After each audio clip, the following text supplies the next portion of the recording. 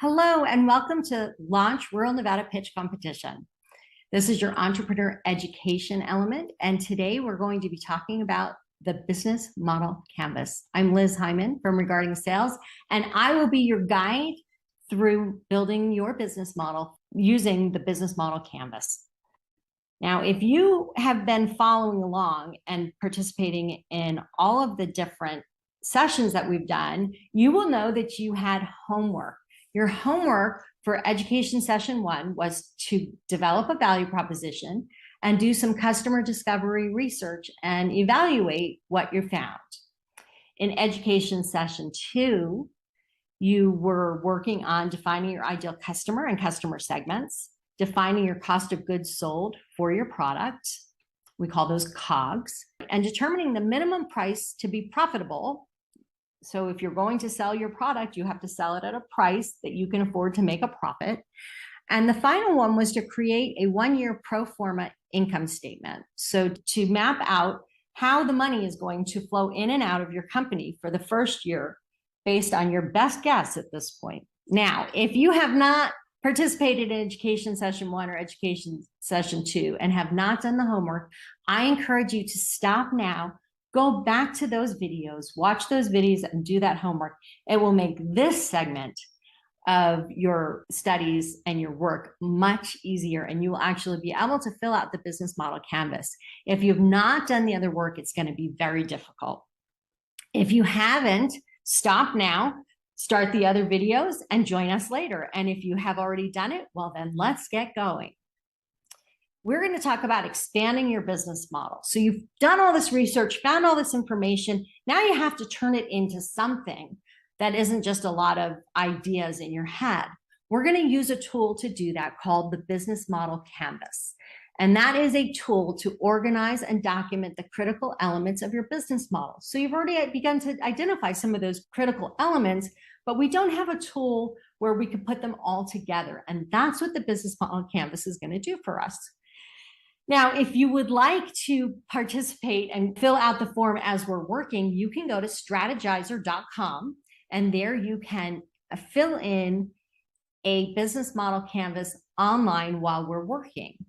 You can also go to your email and send us a message at ruralnevadapitchday@gmail.com and ask us for the business model canvas template. We would be happy to share that with you. So once you have that business model canvas, you're going to need to understand what it means. This is what it looks like. It will have all of these different independent pieces, and they will include value proposition, customer channels, customer segments, revenue, key resources, key activities, key partners, and costs, all in this one little single page document. Isn't that amazing to have it all organized in one page? This business model canvas has 2 parts, really. One is the internal elements, which is the key resources you're going to need or have access to, the key activities that you're going to do, the key partners you'll be working with, and the costs. Those are the internal elements.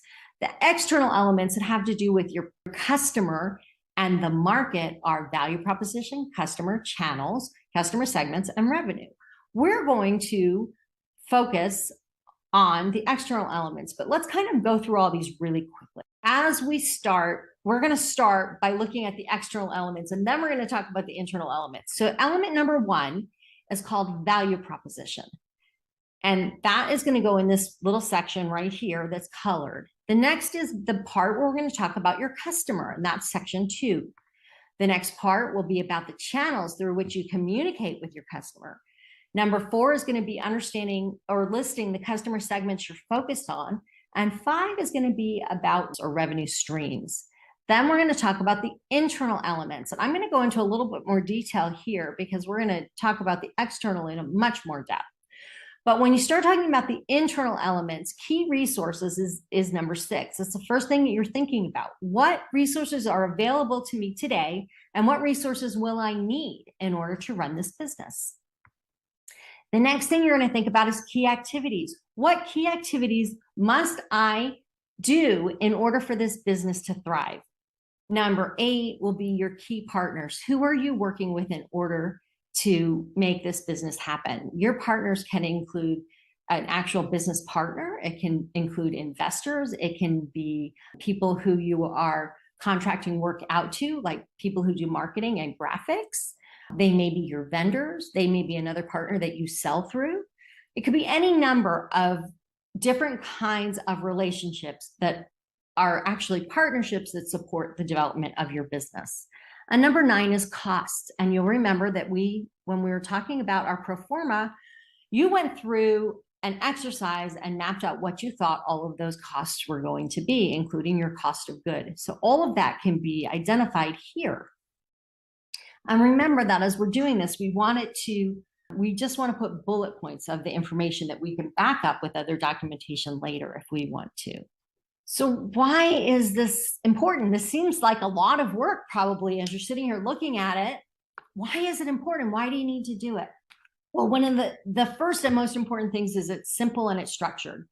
It makes it easy for you to understand.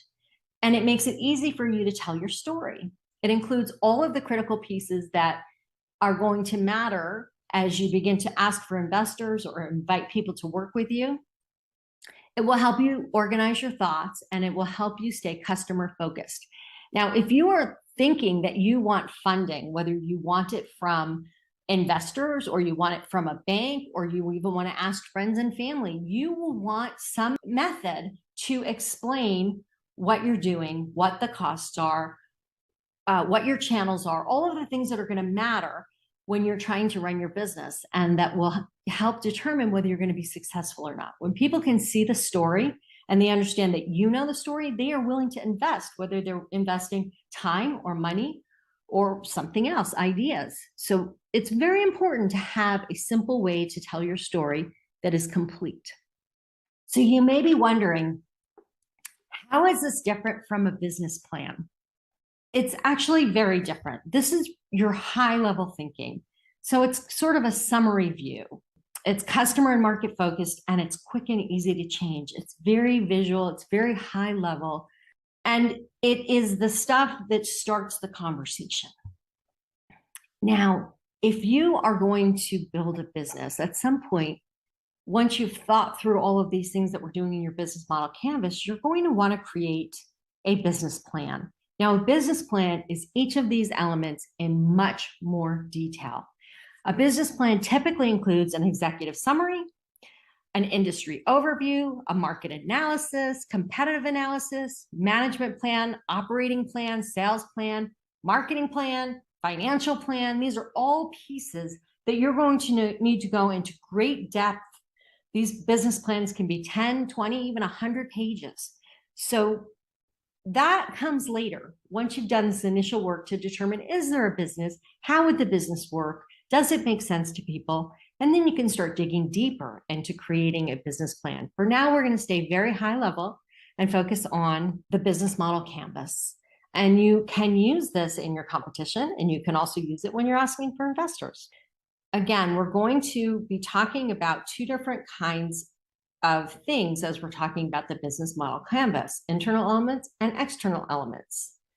The internal elements are the things that people want, how you make it, what it costs, how you do it. The external elements are focused on your customer.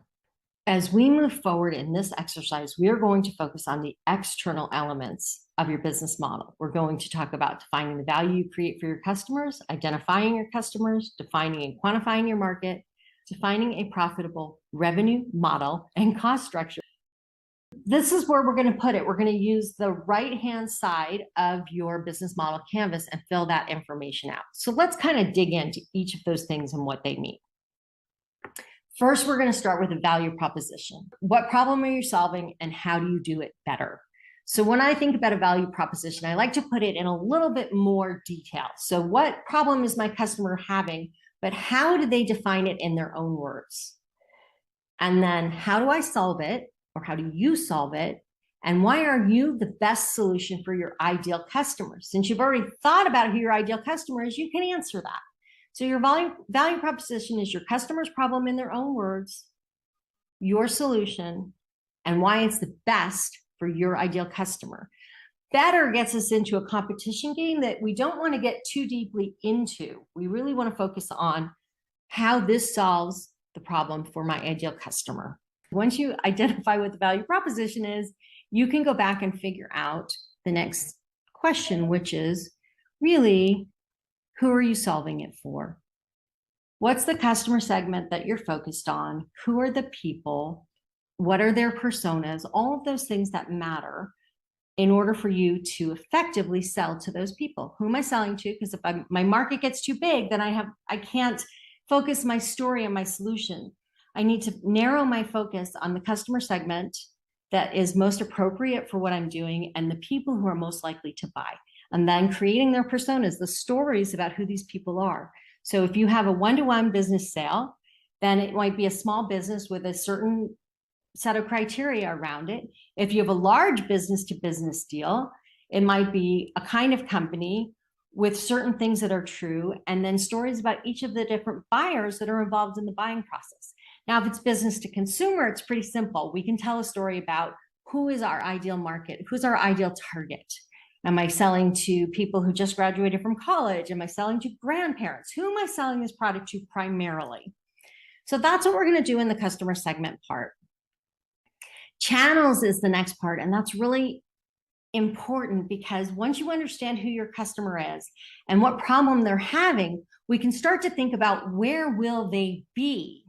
So when I'm in the selling part of the story, I need to figure out where are they looking for information about the problems that they have. What channels, like are they using social media? Are they reading magazines? Where are they looking for solutions or ideas? When you're selling, you want to identify what channels people are using. Are they using Google searches? Are they using LinkedIn? How are they finding the answers to the questions that they have? That's the channel that I want to be on in order to reach them. Now, once I start working with a customer on the far end of the journey, once they've already become customers, I may use different channels than I used to reach them initially. I'm probably not going to use social media ads. I'm probably not going to use search engine optimization to reach them. I'm going to use channels that we use when communicating with a customer. They might include things like email and text messaging. You might also create a customer portal where they can interact with you directly around certain things. Now, then there's that middle part. So there's the people that are out there that I'm trying to get their attention. Those are my prospects. Now I have those people that have found me, and now I'm in the process of helping them make a decision, or I'm selling to them and they're buying from me. We're in this process. How am I going to communicate with them during that time in our relationship? And I could be doing it with email or with text messaging. I might use LinkedIn sometimes because they're not answering my emails, and maybe I can catch their attention on LinkedIn because they're busy. So thinking about what's the best way to communicate with those people that I'm in the process of selling to. The channels are important. There are lots of different ways to communicate. Understand your customers and what's the best way to communicate with them, whether they're prospects or prospects that are in process of buying, or whether they're people who you're already working with. Know what channel you're going to use to communicate with. Now, the next thing that we're going to talk about is customer relationship. And this is your plan for finding and keeping customers. So our relationship with our customers starts very early in their customer journey. And the most important thing that we need to do in the customer relationship is to build trust and to continue to build trust. So one of the reasons that we put content out into the world, because it shows them we are knowledgeable about the problem that they're having. That's the first step in building trust.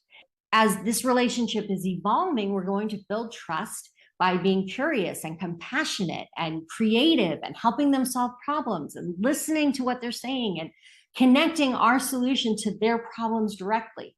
And as that grows, that relationship grows, and they buy from us because we have solved their problem in a way that they are comfortable with and they trust they'll get a good solution, they become our customer. Well, that relationship has to continue. We need to think about how are we going to build that relationship over time, meet more people, grow the business that we have, get them to buy more from us.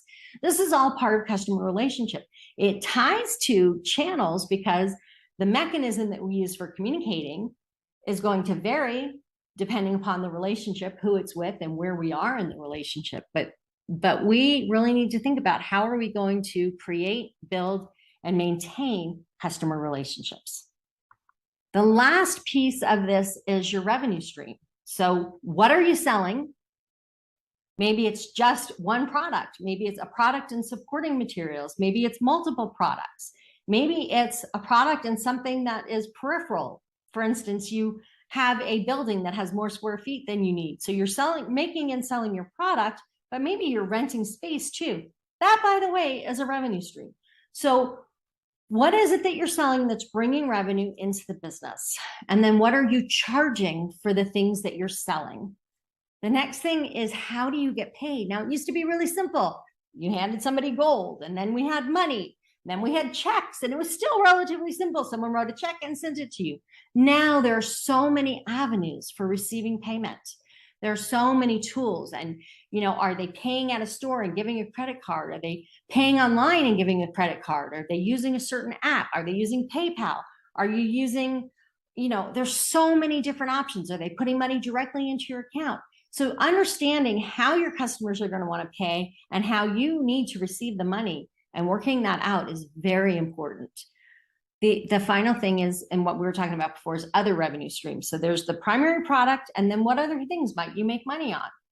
For instance, customers of mine that they sell a product, but in addition to selling a product, they sell consulting to support the product. Or I have another customer that they sell a product, and another revenue stream is service contracts. So thinking about what are the different ways that you're receiving money to make your business run. So that's it. That is your homework now, is to create your value proposition, your customer relationship plan, your channel plan, your customer segments, and your revenue streams. These are all bulleted. These are not long paragraphs. This is not long stories. We don't want to run onto multiple pages. We want to answer these questions within these little boxes in the template that you have. So your homework is to complete a draft of the customer-facing parts of the business model canvas. What if you need help? Well, I can help you with that. So there's two ways that you can get help. One is you can email us at ruralnevadapitchday@gmail.com, and you can ask us to send you copies of these slides or to link you to tools like the business model canvas, or we can answer questions. You can also ask us for a calendar, because on that calendar, you will find days that we are doing office hours. We would be more than happy to answer your questions during office hours. If you can't make the office hours, then schedule a time and we will answer your questions and help you do this. We want you to be successful. So thank you for participating in the Launch Rural Nevada Pitch Day. Good luck and have fun.